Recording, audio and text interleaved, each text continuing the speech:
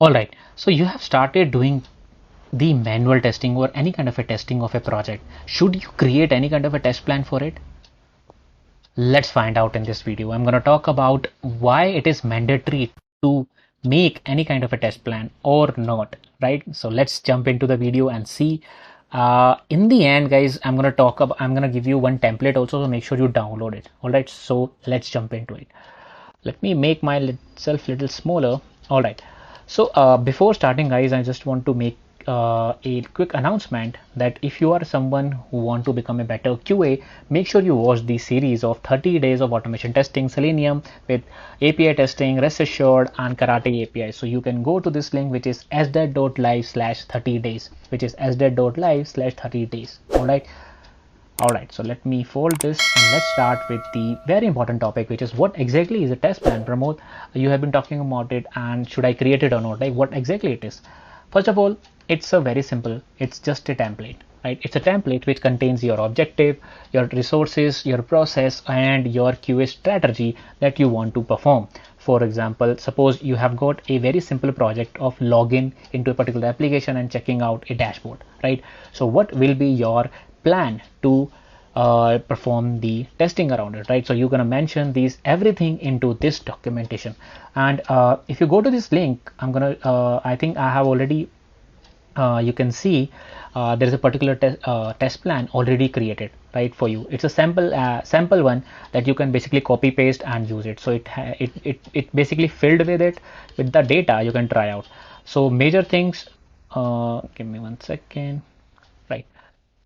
Okay, so it contains lots of different things which I'm going to talk about. It you can see in the test content also, right? It's basically your objective, your scope, features, what kind of testing that you want to do, what is your exit criteria, entry criteria, your suspension, and other things that I have already discussed in the previous videos. What exactly is a test plan, right? So right now, the question is, it is required or not, right? So let's talk about it. So this is actually a one of the I have seen this tweet, and where there was a one person who's basically have had a poll, and if you see 50% of the people are saying that it can be optional. Creating a test plan can be optional, but it is useful. So majority of the people are saying that it is useful to create any kind of a test plan, right? And I'm going to talk about that it is mandatory or not, right? So if you are someone who's basically are working into service-based company like Accenture, Infosys, and all, generally they require you to create this kind of document, right? But sometimes in the product base where you have small startups and all, it's very optional, and sometimes they do direct testing, so you don't require it, right? Now I'm going to talk about a very six topics why it is mandatory or very important to create test plan. These are my personal points, guys. First of all, it will give you a clarity what you want to do, and it will give you clarity to your team also, like what you are doing, what kind of testing you will do, what is your entry criteria, when you start the testing, and when you will exit the testing, right? Everything related to your type of testing that you want to do, you have to mention in the document, so they will have a clarity around it. You can give a better estimates because any type of testing that you have already told that okay, I will be doing functional security testing and this thing, so you can give the better estimates around it.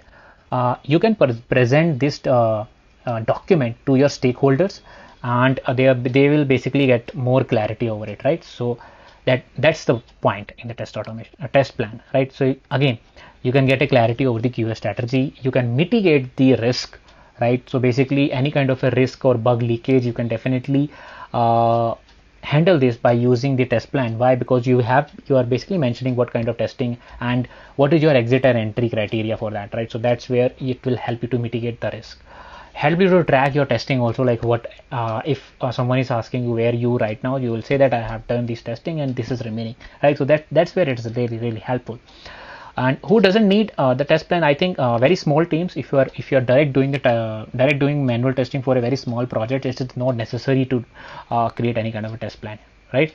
And let me know, what do you think? In the past, have you created test plans? Let me know in the comments right now if you have created test plans, and if these are optional or mandatory, or should I create it or not, right? and what values it has provided you whenever you have created a test plan. And I'm going to talk about my experience. So in the past, I have seen people are directly jumping into the test cases creation, test scenario creation, but they forgot to create a very simple document, which is test plan, right? How many the type of what type of testing I will do, what is my entry criteria, what is my exit criteria, right? And these things they forget to do, and they start doing the test case, and after that they basically missed sometimes a bunch of the particular testing.